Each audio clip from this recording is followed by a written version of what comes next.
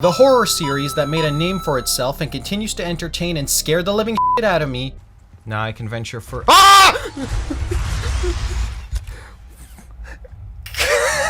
Resident Evil has had so many titles that I have now jumped back into the first one I actually finished years ago, RE5. And I only beat this game when I was younger because it had co-op and I could play with someone who wasn't a complete— Co-op definitely took a turn for Resident Evil though, and whenever making these videos, I've thrown one newcomer into the series to fend off the zombie hordes all by themselves. Not this time though. Playing off of that co-op aspect, who better for our first duo survive team than Mario and Luigi? This dynamic, iconic, and demonic brotherly duo is about to see if they have what it takes to make it through to the end. Luigi was on his own before, but now he's got his brother to have his back. Now, specifically, I'll be talking about Luigi and Mario from Brothership, and if those abilities can squeeze them through to the end of the RE5 campaign. As always, to make it a little more fun, we'll be squeezing them to fit into the RE lore and story, and not just analyzing moves to see what happens. And of course, before I go any further, there will be spoilers for Brothership and Resident Evil 5 ahead. So now, let's go!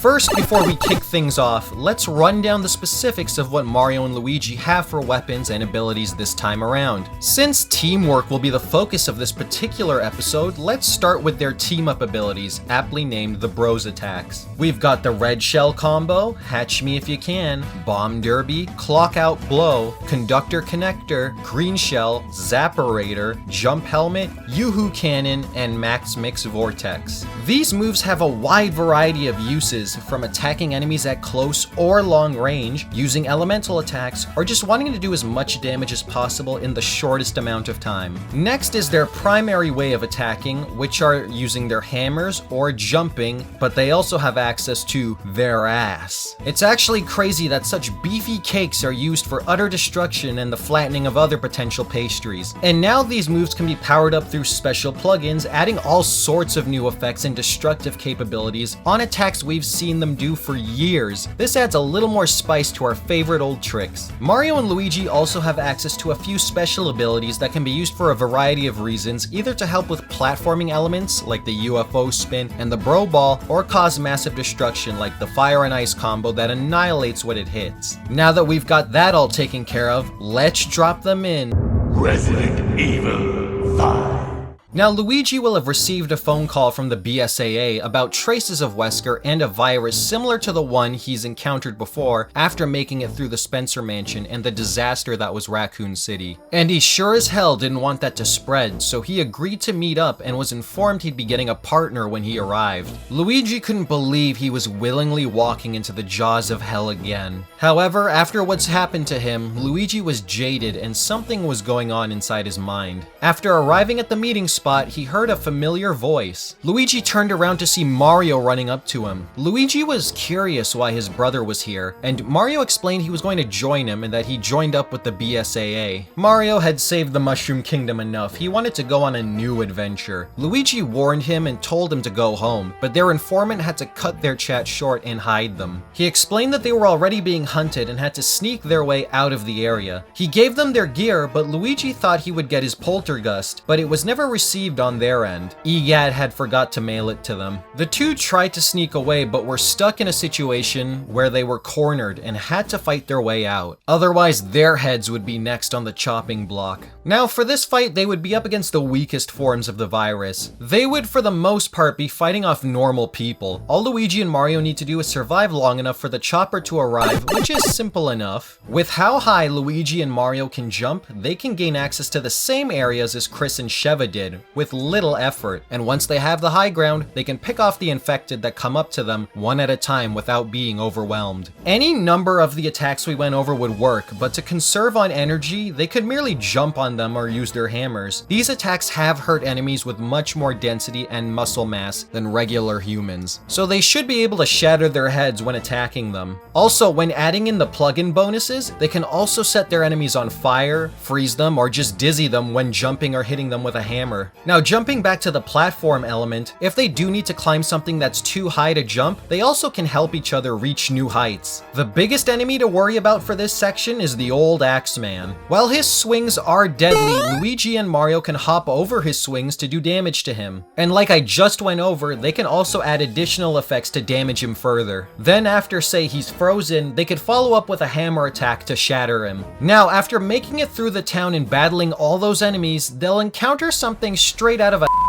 a gooey mess of tentacles. Now, normally you lure this thing into the furnace area and set it on fire. Luckily, these two don't need to do that. Mario has access to the fire flower, which is said to be so hot it can instantly melt glaciers. So when he fires a few balls at this thing, it should die on impact. After this area, there are a few flying enemies now, but even with the height advantage, we've seen that these two have been able to jump high enough to even hit the flying enemies without much effort. After that, Mario makes contact with the BSAA to update them on what happened to the team they were supposed to meet up with, and how that monster killed them all. They told Mario to go to the mines where Irving was last sighted. After hordes of zombies, they ran into Josh. He explained that they were tracking Irving and had some data on some of the facilities he's been to, and it had a picture of a girl in one of them. Luigi saw it and remembered Jill and how they all escaped the mansion before. They went through the mines together and cleared the obstacles using teamwork to open paths for each other. And now there were also dogs they had to deal with. Mario and Luigi have to watch their timing for attacks to not miss these things, or they would take a chunk out of them. They wouldn't be still long enough to jump on, so they had to wait for them to attack and then swing their hammer at the correct time for a counter. After finding Irving, they told him to give up, but Irving wasn't gonna go peacefully. Mario and Luigi ran at him, but then the room was covered in smoke and somebody saved Irving from them. After this, they would come up against their next boss. Now for this battle, its skin is very durable and it will only take major damage if you hit the exposed area under its tail. Even jumping on this thing while in flight wouldn't do much damage to it, and smashing its head in with hammers won't kill it either. Now, jumping on the underbelly of this thing is next to impossible, but luckily there is a strategy that can kill this boss. If the brothers use their bomb derby ability, Mario can hit the explosives at the backside of its tail when it lands, while Luigi has it follow him and he tosses bombs over to Mario. As you can see here, explosives are very effective against this thing. A few explosions from these bombs should be enough to kill it for good, as they keep hitting the exposed area. After that, they would get picked up and it was time for them to grab some wheels. As they drove through the field, they would be attacked by enemies on motorcycles and in trucks, but these two have some unique weapons that could take them all out. Their shells, both green and red, are powerful and durable enough that they should be able to shatter through the glass of these trucks and take out the driver. That will cause everyone on board to die. The green shell should jump back and forth between them, taking each one out that it hits. Plus, we know how effective these shells are against road rage fueled enemies. Next, we have another big bad, the Endezu.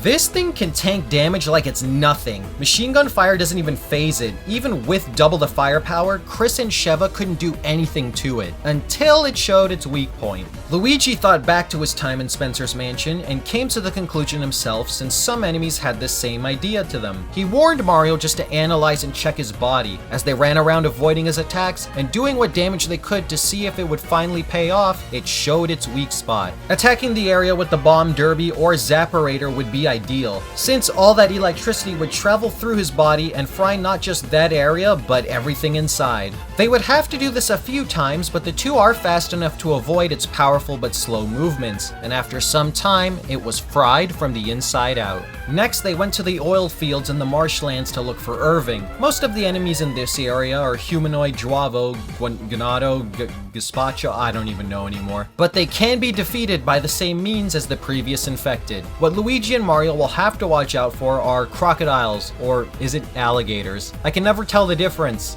Yes, I realize the irony in this statement, thank you comment section. But even in shallow water, Luigi and Mario should be fine to take swings at any incoming unfriendlies. After searching the area and making it through the factory before it explodes, Mario and Luigi would see a familiar ship in the harbor they could use to chase after Irving. On the ship was Connie. She had been passing by with the others to check out the area, and these two could think of no better ship that was fast enough to catch Irving. On the way, Luigi explained to Mario what he thought had happened to Jill and how he thought she was dead. The last mission they were on, they were going to capture Wesker. They thought they had seen the last of him after Spencer's mansion, but they got a tip he was alive. Once they got into a fight and Wesker had acquired new powers and caught Luigi off guard, Wesker had damaged his poltergust. And before Wesker could kill Luigi, Jill saved him. Luigi lamented the fact that this all started with him going on that mission and people he cared about were being put in harm's way. Jill, Peach, and now his brother. After some time, they would finally find Irving's ship. Mario told him to come quietly this time, but Irving injected himself with the serum and now he had transformed into a giant sea monster.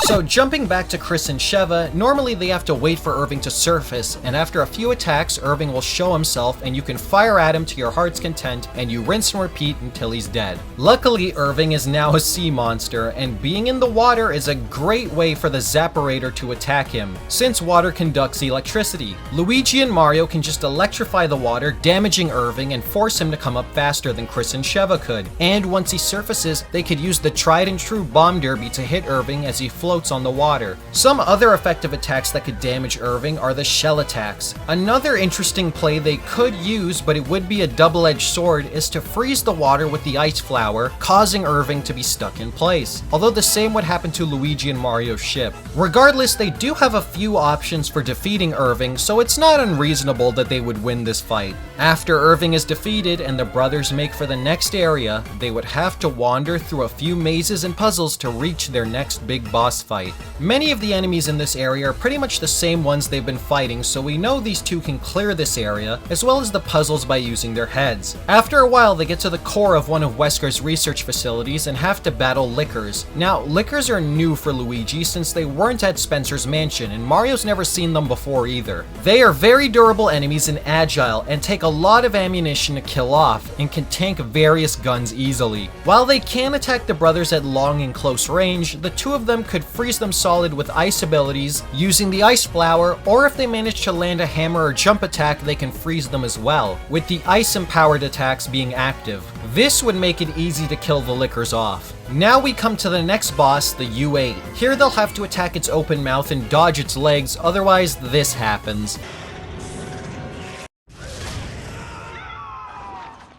Now, other than regular attacks, it will summon extra foes to attack our heroes. Luckily, Mario and Luigi both have abilities that can hit multiple foes if they just manage to hit one. This will cause a wide damaging AoE effect. So they can just jump or hammer one enemy to have damage inflict on all of them to kill them quickly, since these enemies are very quick to kill off. Since it can stand basically still in front of them with a wide open gaping mouth, Luigi and Mario can use their Big Bang attack to send Charlotte back to the farm. After squashing some bugs, Luigi knew they had to be getting close since the pods in the room looked like the one Jill was in, so they kept going forward. Then they ran into 2.0, and while this version is more aggressive, throwing the fireballs at it will still kill it just as easily. So this thing will just die the same way as before. Now, some of the other enemies will transform after they receive enough damage, and going to jump on it is a terrible idea. Luckily for the bros, they have ranged attacks available so they can kill them off without getting anywhere near them. After a few more enemy mobs, we finally make it to the main villain, Wesker. Wesker told Luigi how nice it was to see him again after all this time. Luigi had no idea, but Wesker revealed that Jill was now on his side. Luigi tried to talk to Jill, but she wouldn't listen. Then Luigi couldn't believe the friend he used to have would do this and knew something was wrong. That's when the fight would begin. Now, Wesker is fast, and I don't mean fast for a normal human. He's fast enough to dodge bullets, even if they have a high fire rate. Luigi was more concerned about helping Jill though, and Mario was telling him to focus on Wesker. Jump attacks and hammer attacks are too slow to work on Wesker, so both of those attacks are useless because he'd be too fast for them. And with Luigi holding back so that he wouldn't hurt Jill, they were at a huge disadvantage. Luckily, even if Wesker got some shots in, Luigi and Mario are durable themselves and can take hits from powerful and giant enemies, and have been able to get back up again. While Wesker was playing with them, none of his hits would mortally wound them either due to their durability, but they would still hurt. After some time had passed, Wesker left to complete his plans and it was only Jill left. Now, this fight is failed if Jill kills you or you kill Jill.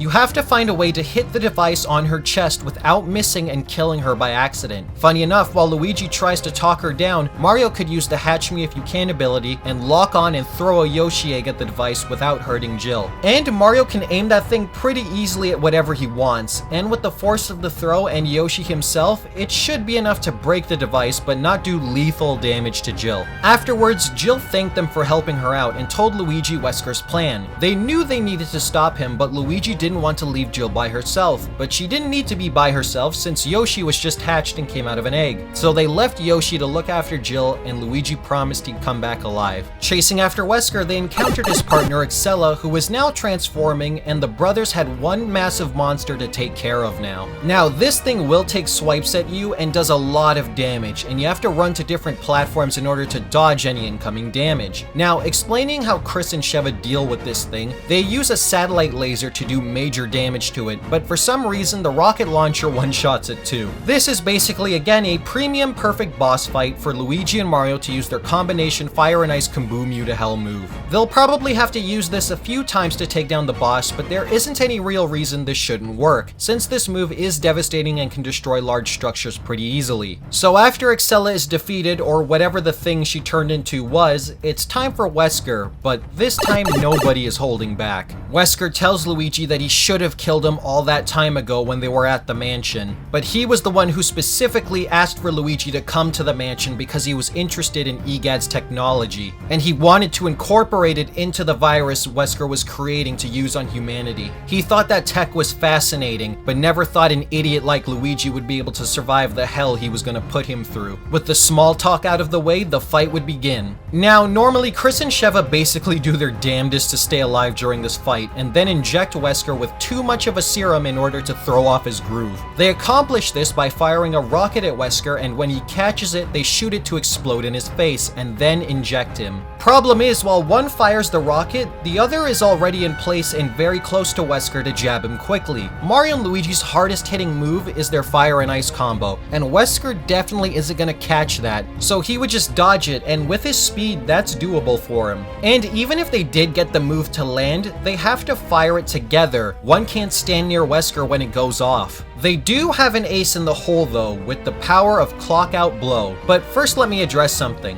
From the Mario Wiki, it reads that it speeds up Mario and Luigi's movement and everything around them is moving so much slower, while other people claim it's just a time stop ability. Let me just say, either way you wish to look at this move, Wesker's While Wesker is fast, these two move at literal blinding speeds when this happens, and enemies don't react at all. Even if we say Wesker was on par with this speed, there's now two people just as fast as him. And with the two of them working together, they could easily inject him with the serum regardless of how fast Wesker moves. So while the other moves may be useless in this fight, with this ability, Luigi and Mario can finally take down Wesker, or so they think. Wesker curses the both of them and hops on his ride to escape. With both brothers following after him, he explains he's going to infect the world and only the few chosen will survive. Mario tells him he's insane, but Luigi already knew he was off his rocker before. The three of them duke it out on the plane, jumping around like a Dragon Ball fight until Luigi makes it to the hangar control and pulls it, crashing the aircraft and screwing Wesker's plan. The both of them are relieved it's finally over until Wesker shows up with an extreme makeover. Although this is a huge downgrade, at least in my opinion, because Wesker loses his speed. He is durable still and has giant weird arms, but that's all.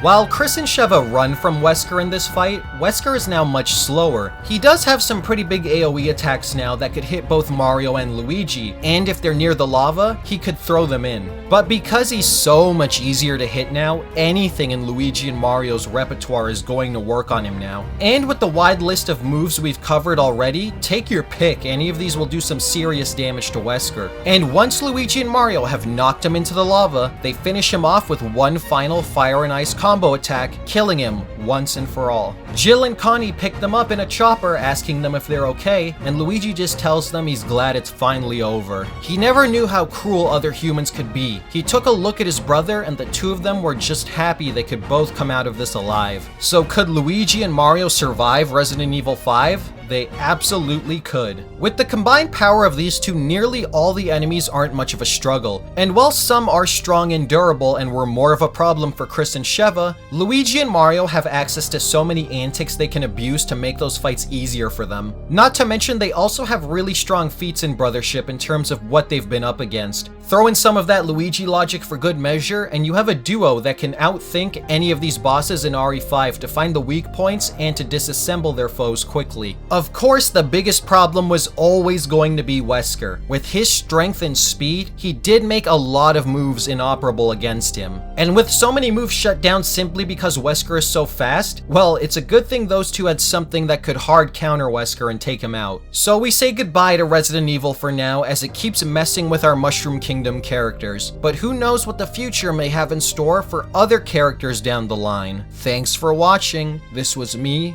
just nathing out. Hey everyone, thanks for watching the video, and if you had fun with this one, check out these other ones I have here, maybe you'll like those too. I want to thank everybody who was patiently waiting for this video, and it's much appreciated over here. And as always, have an awesome rest of your day.